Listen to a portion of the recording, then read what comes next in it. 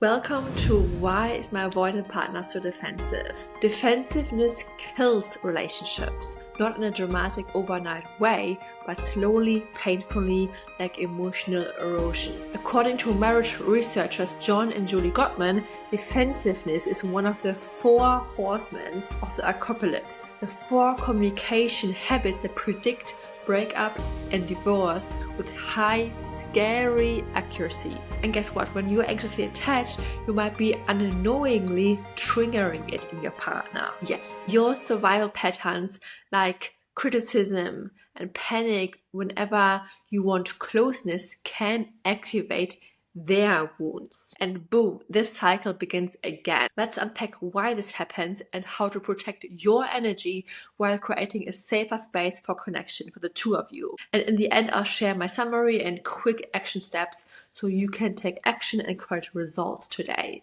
Let's go. By the way, hi, I'm Jula. I'm the Anxious to Secure coach, and welcome to the Anxious to Secure podcast. Disclaimer, I'm not a therapist or doctor. This content is for informational and entertainment purposes only. It's not intended to diagnose, treat, or heal any mental health condition. If you're in an abusive relationship or dealing with severe mental health challenges, always seek professional advice. A few years ago, I was living in a tiny flat in London with my avoidant attached partner. We shared a room in a flat share, and it was an emotional whiplash every week, every time. The same pattern was happening all over again. One of us would blow up, the other one would get defensive, and I would just feel very helpless, frustrated, anxious, insecure, all of the things. I would feel he's going to abandon me, he's going to leave me, what did I do wrong? And he would be withdrawing, shutting down, probably feeling attacked but not saying anything. And I was feeling extremely lonely and feeling like there was something wrong in our relationship, and I didn't know how to fix it. And the more I was trying to fix it, the more I was making it worse. Until I learned about attachment styles, the Gottman method, and how my words was actually triggering his wounds, his core wounds. Even I thought I was just being honest or direct and assertive. So what is defensiveness actually? Defensiveness both is an emotion and a reaction. So it happens when someone feels blamed or criticized or feeling like they're failing in your eyes. They're feeling they're under attack. So it sounds often like, yeah, but you always. That sounds fair. I only did it because you did this thing. Can you finally do X, Y, and Z? Well, maybe if you weren't so I wouldn't be X, Y, and Z. It's not just about being difficult, it's a defensive shield. And most people, especially avoidant attached people, partners, learned to use it as a shield long term against feeling attacked to survive in relationships. But long term, it will create disconnection more and more, avoid dealing with the problem, and it will kill your relationship. But we need to understand that they're not trying to hurt you. They might be trying to protect an old wound, an old fear, which they wouldn't know how to talk about it. They wouldn't even know that this is there. And they're even so unconscious about this pattern because they have been doing this all their life. It's like when we use criticism as our survival method and strategy, we often are unaware of that we are even doing this, right? So let's zoom out for a second. What does defensiveness actually looks like in real life, not just in theory, but in text, conversations, or conflict that leave you feeling crazy, frustrated, and helpless. So some of the defensive moves might look like shifting blame, denying they did anything wrong, playing the victim, going silent or emotionally withdrawing, pointing the fingers of, oh yeah, but you did this last week. Or you're always on my back. Why are you making such a big deal out of this? Sounds familiar? For avoidant attached partners, this goes deeper. So they grew up learning that emotions equals danger. So your words basically trigger their alarm system. It's code red even when you're calm. They might not hear your need for connection, your underlying need. They might hear instead you say, you're failing, you're not good enough, you're a terrible partner or lover or father. You're being trapped. I will trap you in this. I will hold you hostage. And then, of course, their wall goes up all the way. Okay, let's talk about research. Let's talk about the Gottman method and the Gottman Institute. So Dr. John Gottman, the king of relationship research, found that there are 4 behaviors that predict a breakup of about 90% accuracy. This is huge. He called them the Four Horsemen of the Apocalypse. Dramatic name, but it's very accurate.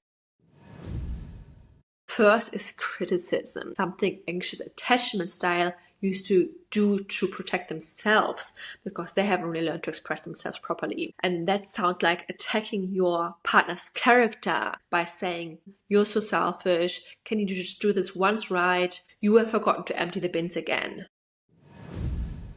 Second, defensiveness, the thing that an avoidant attached person often does, like blaming or making excuses like, well, you didn't know either, right? Why didn't you just do this? Well, 2 weeks ago, you also did the same thing to me. It's not my fault. Counterattacking, you could have done this better. You didn't tell me either. Or it's not my fault. Come on, give me a break. Like, I'm always doing everything wrong. Yeah, right.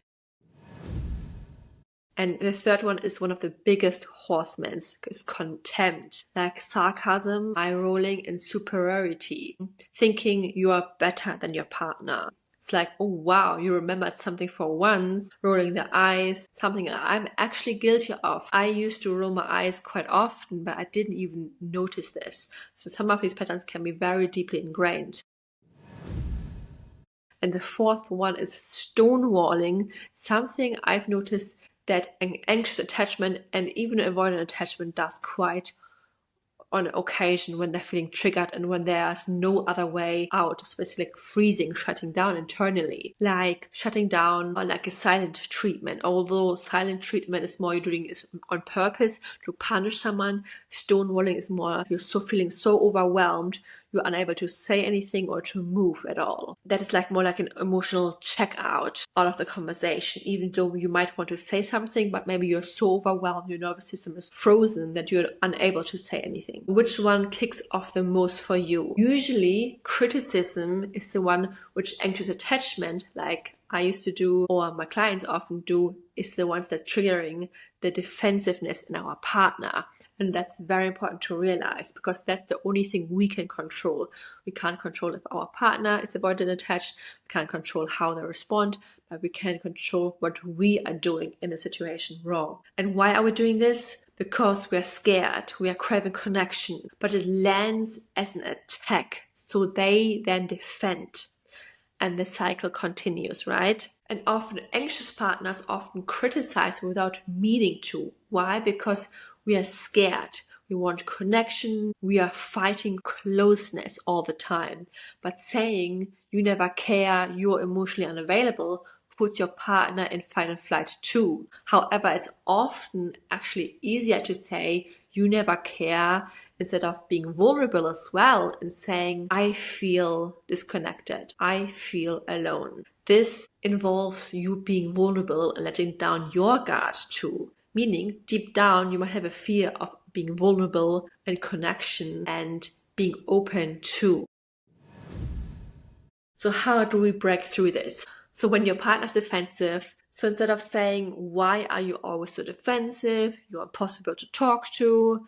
You're always downplaying everything. You could say, I notice this feels a little bit tough between us. I want to talk through this together. Can we slow down for a moment and talk through this? This shows you're taking responsibility for holding space, not adding fuel to the fire. It invites safety and calmness instead of attacking your partner again. And even more, the secret is here taking accountability for your part in this. What is something you have noticed about yourself that you did wrong? Maybe that triggered your partner's defensive system. Maybe you raised your voice. Maybe you used you language, like blame language. Maybe you didn't approach it in the right moment. And if you're not sure, simply ask your partner. It's like, hey, I noticed I might have, triggered something in you. Did I say the wrong thing? Did I bring up a tricky subject you don't want to talk about? Because when I used this with my partner, we started to get a little bit into a fight once. And before we did, I realized, hey, you know what? My partner's shutting down. They're getting very defensive right now. What's going on? And when I took accountability and asked, did I do something wrong? is it the wrong subject, or is it the wrong time to talk about this? And then he actually admitted, I don't want to talk about this subject. It's very irritating for him, and I knew at least what the trigger was. So from this on, I realized this certain subject I'm not going to bring up when there's a bit of tension anyway, or when he's stressed and coming right from work, and I can approach it better. And now let's talk about the soft startup, a method developed by the Gottmans. That's what the Gottman has found out in their research. And for an anxious attachment nervous system, we often start in fight mode, even without realizing it. The Gottman found that conversation with a harsh startup, like blaming, accusation, or loaded with criticism, almost always end up very badly. But soft startups, they give your partner a chance to hear you, not defend against you. So a soft startup might sound like a calm tone, I language, statements like I feel instead of you always, clear feelings and needs being shared, no blaming or shaming. So instead of you never listen to me, I'm always the one doing everything alone in our relationship, try I've been feeling a little bit lonely lately and I would love some time together if you're open for it. This is the classic formula. When, and then insert a specific trigger. I feel, insert a specific emotion, and what I really need is this thing. Insert your core need, the underlying need, and you can paint a specific picture of how this looks like. For example, when you left without saying goodbye this morning, I felt a little hurt and disconnected. I know it might sound small, but I really value little moments of connection. It helps me to feel close to you. However, my personal twist on this formula is a little bit different because, first of all, living with an avoidant attached partner who takes everything so easily as an attack needed another layer to soften this startup. So I teach not just I language, but we language. This means you're more on a team with your partner. Can we do this? It feels lighter, more equal, and avoids the blame. Instead of saying, I feel sad when you don't do the kitchen, I would recommend saying, can we make sure the kitchen is done before we go to bed? One is very emotionally heavy. The other one focuses more on the task itself. No drama, no over-explaining, just team energy. And if I sense he assumes that I should do it instead of him, I will gently add like, you do the washing up and I do the hoovering. Does it sound fair? And here's another magic thing to add. Instead of focusing on the negative emotion, like I feel sad when this thing isn't done, or I feel disconnected, I feel lonely, try using a positive emotion in air quotes, so more comfortable emotion. This is a real game changer because using so many negative or uncomfortable emotions adds like a very heavy, sad layer into everything. But if you use the positive emotions the way you want to feel when the thing is done, this creates a whole different vibe and energy. Instead of saying, I feel sad when something isn't working out, say, I feel so supported when you do the kitchen duties without me saying anything. This has worked extremely well for my relationship. This gives him something to feel good about too. It's not about just you, it's about him, the entire vibe and energy in your relationship. This is really raising the energy and the vibration in your relationship. It reinforces what's working and not what's missing. And something I want to point out as well, to be clear, you are not in charge of how they respond. You are only responsible for how you show up in your relationship. If they get defensive, that's their work. But you're allowed to express your needs with kindness without tiptoeing. You have the power to change the way you show up in your relationship. If you become the best version of yourself and stop nitpicking and criticizing your partner over and over again for the same things, you are part of this. You're using one of these four horsemen at least.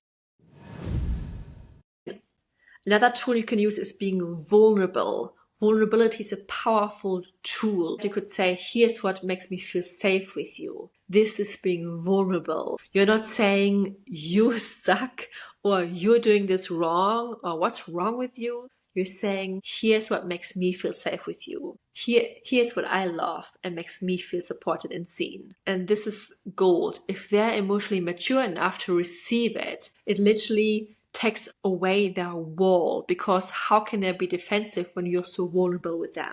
And by the way, if their wall doesn't come down, it's time to take a step back and pause this conversation. Because boundaries are also important here. Because if they constantly dismiss you, that's not love, that's avoidance. Long term, you need more and you deserve more.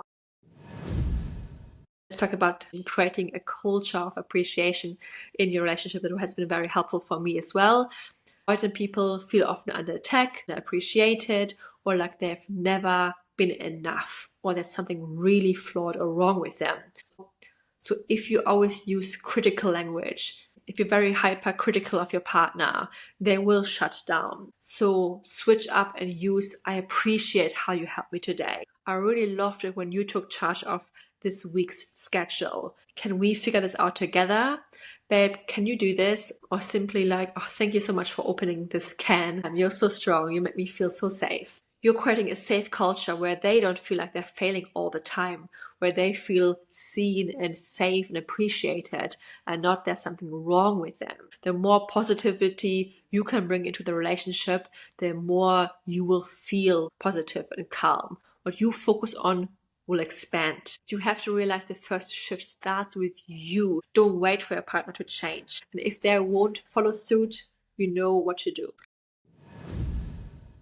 And if you're someone who likes to take action because actions create results, let's go. Here's your weekly action plan you can apply this week directly. First, notice your startup energy. So pause before you speak. Ask, am I blaming, being very critical, or am I making assumptions? If you come off with being very anxious or having a harsh tone, your partner will shut down and will only become defensive. 2, try to use the we reframe. Instead of saying, I feel sad when you do this, or you never do this, say, can we make sure the kitchen is done before bed? Can we do this together? Can we make sure the laundry is picked up from the floor before we go to work? And you can be more specific by saying, can you do this thing while I do this thing? 3, use positive reinforcement. Flip the script.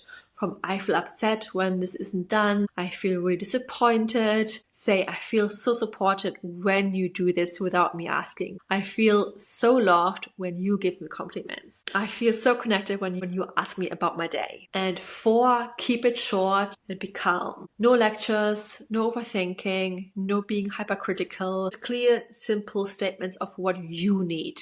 Can you get the groceries this week? Can you pick up Lena from school tomorrow? 5, if they get defensive, try one of these things. You've got option number 1. Take a little bit of responsibility. Check out if it was the topic that was triggering, your approach, the way you said it, the words, and what part of the conversation was triggering for your partner, even if it was just 5% of it.